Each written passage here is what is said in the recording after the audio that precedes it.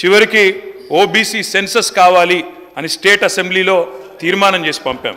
అది మాత్రమే కాదు అధ్యక్ష, ఎన్నో రకాల విషయాల్లో ఆఖరికి వ్యవసాయ చట్టాలు కేంద్ర ప్రభుత్వం రైతులకు వ్యతిరేకంగా తెస్తే ఇది మా పార్లమెంట్ సభ్యులు మొత్తంగా పార్లమెంట్లో ప్రొటెస్ట్ చేసింది అధ్యక్ష.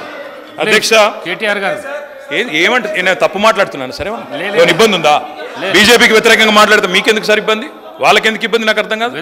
మరి ఇంకేమున్నది ఇబ్బంది నాకు అర్థం, సబ్జెక్టే మాట్లాడుతున్నా కదా, పంపించండి సార్, లేకపోతే ఏం రాయాలి ఏం మాట్లాడాలో పంపించండి, మాట్లాడతాం. ఇదేం పద్ధతి సార్?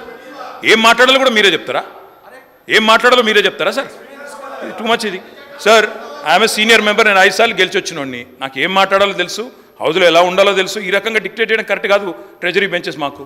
అధ్యక్ష, మా పార్టీ పరంగా గత 10 ఏళ్ళు ప్రభుత్వంలో మేము ఆనాడు కేంద్రం ధాన్యం కొనుగోలు చేయనంటే స్వయంగా మొత్తం క్యాబినెట్ ముఖ్యమంత్రితో సహా పోయి అక్కడ నూకలు తినండి అంటే ఇక మేము పోయి కేంద్రంలో ధర్నా చేసి ఢిల్లీలోనే ధర్నా చేసి కూడా వచ్చిన వాళ్ళం అధ్యక్ష.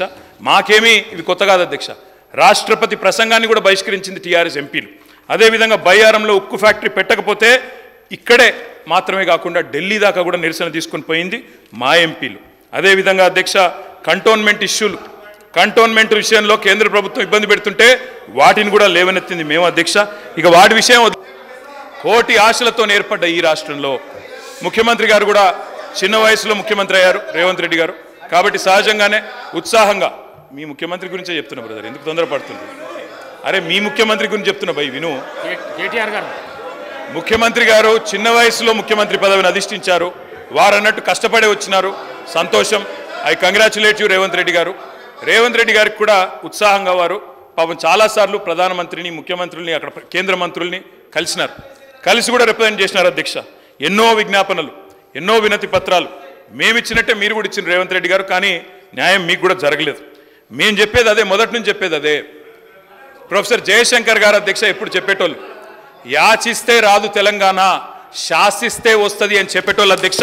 ఇప్పుడు కూడా అదే చెప్తా ఉన్నాం తెలంగాణ ప్రజలకి, యాచిస్తే రాదు, శాసించే స్థితిలో తెలంగాణ ఉండాలి అధ్యక్ష. అందుకే మేము చెప్పేది అధ్యక్ష, ఆనాడు మేము సహకారం అందించిన కేంద్ర ప్రభుత్వానికి, సమరం సాగించిన తెలంగాణ ప్రయోజనాల కోసమే తప్ప ఏ రకమైన లాలూచి కానీ వ్యక్తిగతమైన ప్రయోజనాల కోసం కానీ రాజీ పడలేదు అధ్యక్ష. అధ్యక్ష, 7 మండలాలు గుంజుకున్నప్పుడు నిరసించింది మేమే, నిరసన చెప్పింది మేమే. ఒక్కసారి నేను అడుగుతా ఉన్నా అధ్యక్ష, 10 ఏళ్లలో మీరు 5 ఏళ్ళు కేంద్రంలో ఎంపీగా ఉన్నారు, ఒక్కటంటే ఒక్కరోజు గొంతు విప్పినరా అధ్యక్ష?